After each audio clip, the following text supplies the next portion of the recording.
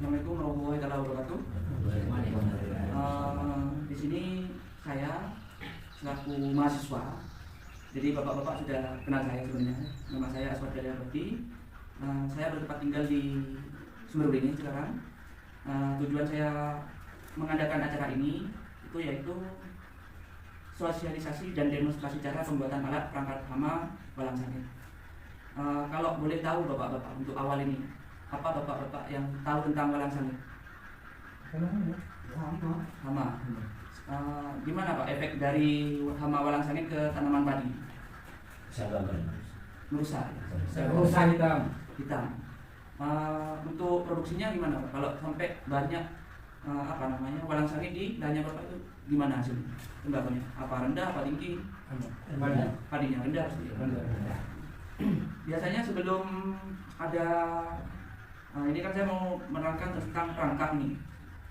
Sebelum ada sosialisasi ini, biasanya bapak-bapak ini untuk mengendalikan walang sangit itu pakai apa?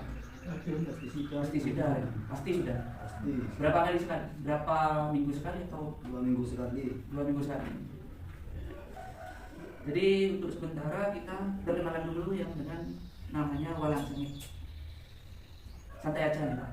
Jadi tidak usah tegang. Sambil rokokan ya? Tidak apa-apa, tapi ya lebih baik sambil dipilih.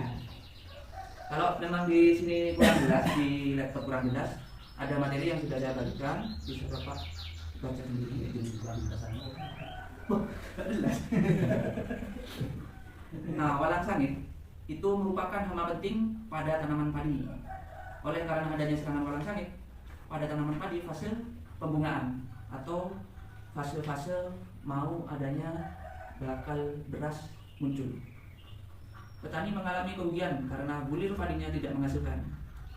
Serangan hama walang sangit yang cukup tinggi dapat menyebabkan tanaman padi gagal panen atau menurunkan kualitas gabah. Contohnya kalau menurunkan kualitas gabah, jadi gabahnya tidak terisi sama yang namanya beras. Benar enggak Pak? Benar. Nah, itu jadi kalau katanya orang Madura itu kepak ya Pak, kepak atau kempes, tidak ada isi. Nah setelah itu untuk mencegah serangan walang sangit pada tanaman padi, maka perlu dilakukan pengendalian hama walang sangit yang ramah lingkungan sebenarnya. Karena kita sudah ingin pertanian yang berkelanjutan. Kalau dulu saya waktu penyuluhan awal di tembakau, itu kan saya pernah menjelaskan pakai racun A, pakai racun B, pakai perangkat A, pakai perangkat B. Kenapa? Biar kita yang merokok juga aman. Ya, apalagi dengan yang namanya padi. Beras ini kan menjadi salah satu bahan pokok. Kalau terus-terusan kita bahan kimia, kita juga nanti yang akan terkena dampaknya. Untuk selanjutnya, ciri-ciri dari walang sangit. Bentuknya yang panjang, itu berukuran sekitar 2 cm, terus berwarna coklat kelabu jika sudah dewasa, dan berwarna hijau jika masih muda. Kalau yang biasa menyerang Pak, yang terlihat di lahan, warnanya yang apa? Yang hijau atau yang sudah coklat? Yang sudah coklat. Jadi kan sudah makin banyak, sudah masa reproduksinya juga si walang sangit. Ketika tidak dikendalikan, maka telur-telurnya juga akan cepat menetas, mengakibatkan tumbuhnya fase-fase muda baru yang berakibat lahan akan banyak terserang oleh walang sangit. Terus memiliki belalai atau antena. Nah ini antenanya di sini. Terus memiliki 6 kaki yang terdiri 2 kaki belakang, kanan dan kiri, ukurannya lebih besar daripada 2 kaki tengahnya. Dan ada juga 2 kaki yang ada di bagian perut dan dada. 1, 2, 3, 4, 5, 6 ya. Dia sering menghisap cairan tanaman dari tangkai bunga dan cairan buah padi yang masih dalam tahap masak susu. Kalau di sini masak susu itu gimana? Ngesek baru isi lah kasarnya. Itu sering terjadi adanya yang namanya hama walang sangit. Terus sehingga menyebabkan tanaman kekurangan hara dan menguning biasanya. Lalu perlahan-lahan akan melemah dan nantinya bisa menyebabkan kematian di tanaman padi. Di sini aja enggak? Baca.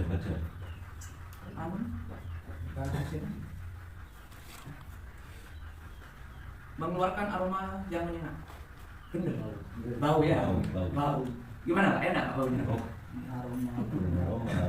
Cuma mantep anu keboleh lebih mana? Oh, panas. Mana seboleh? Terus yang selanjutnya, karena kita sudah kenalan dengan walang sangit, saya ingin menjelaskan terkait bagaimana kita mengendalikan tanpa harus kita menyemprot. Sebenarnya bukan kita tidak akan menyemprot, tapi prosentase kita menyemprot dalam 2 minggu sekali akan menurun. Mungkin dalam 1 bulan atau bisa 1 kali atau cuma 2 kali. Nah, kalau 2 kali kan 2 minggu tetap 2 minggu 1 kali. Terus tujuannya alat penangkap hama ini itu salah satunya kita mau lihat banyak tidaknya di lahan itu terserang hama walang sangit. Ketika sudah perangkap ini banyak, bisa mengindikasikan bahwasanya lahan sudah terkena walang sangit dan sudah mulai adanya proses penyemprotan, pengendalian yang lebih intensif untuk walang sangit. Seperti itu ya untuk gambarnya. Mungkin ada pertanyaan dulu? Belum masih ya. Nah, terus kenapa walang sangit bisa terpikat nih? Sudah diketahui sejak lama bahwa walang sangit terkait dengan bahan-bahan yang membusuk. Bahkan petani sudah banyak yang memanfaatkan untuk mengendalikan populasi walang sangit. Salah satu cara adalah memasang bahan-bahan yang sedang membusuk seperti terasi, kepiting, dan kotoran ayam. Nah, ini tujuannya untuk menghasilkan aroma penarik untuk walang sangit. Nah, walang sangit itu suka sama dengan aroma-aroma yang amis, Pak.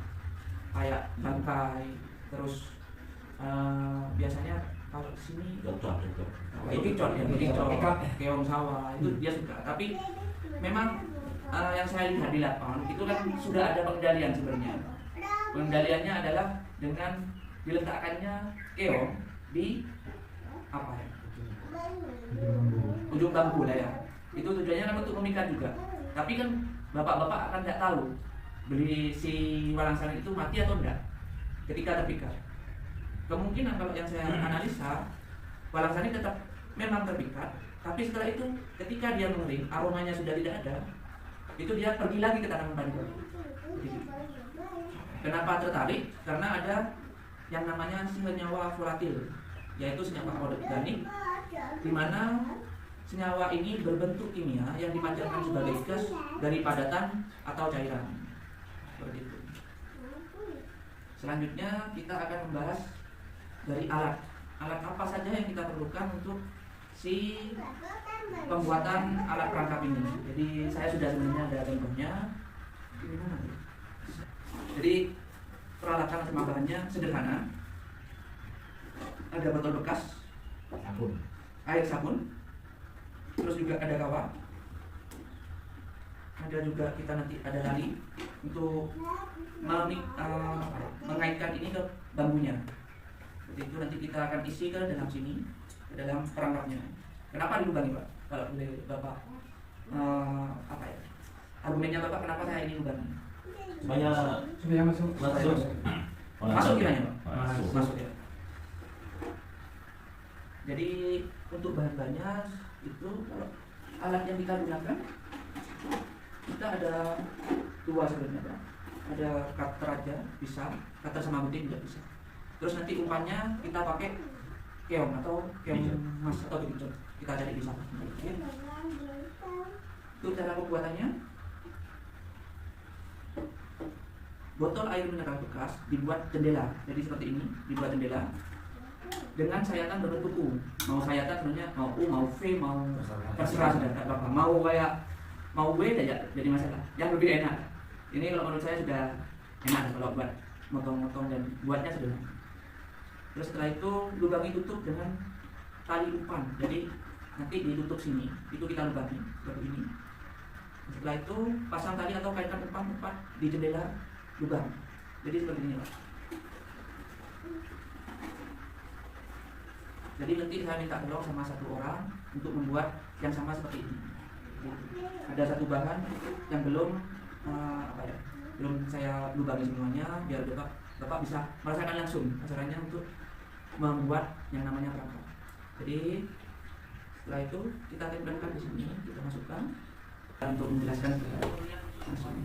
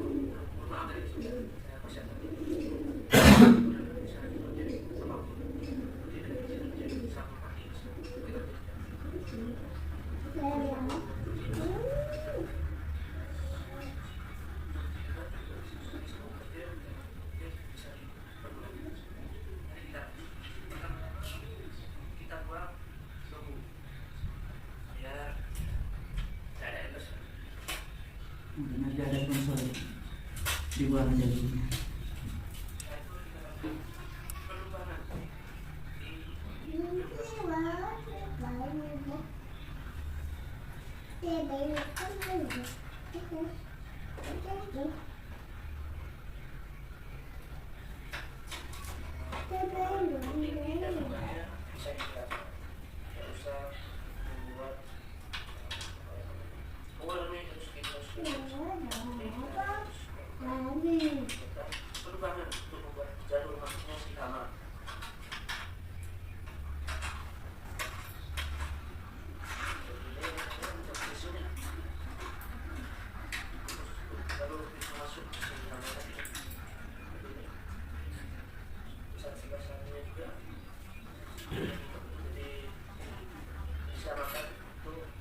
Tinggi dari si lubang.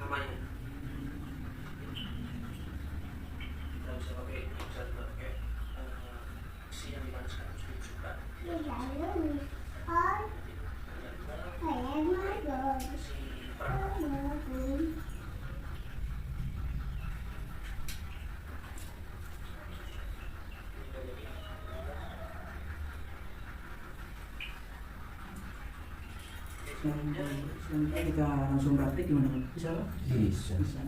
Monggo kita keluar aja, jangan kerja di sini.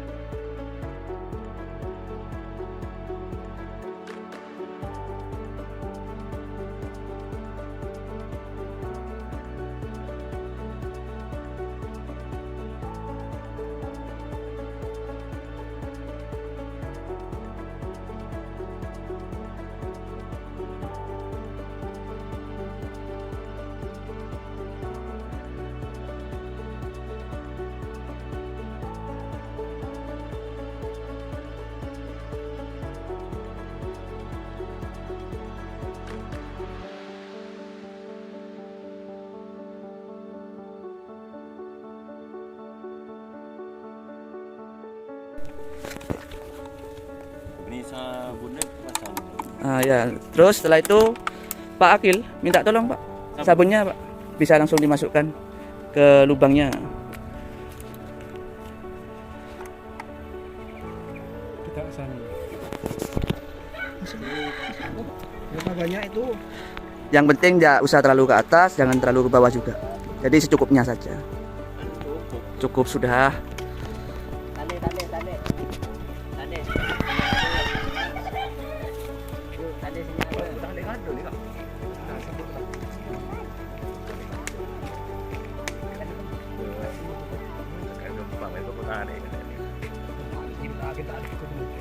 Ini tadi sini Kak. Kita kan lagi nikah tadi. Kan cekak kita gung lah.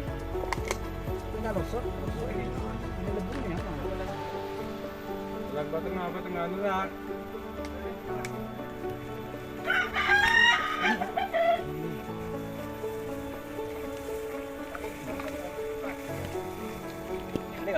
Ya, cukup sudah Pak. Ya, agak ke bawah lagi Pak. Orang masuk.